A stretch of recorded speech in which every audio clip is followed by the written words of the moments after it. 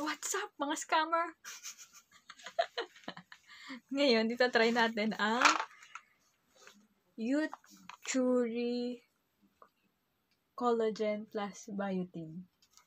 Titingnan natin kung effective siya sa akin.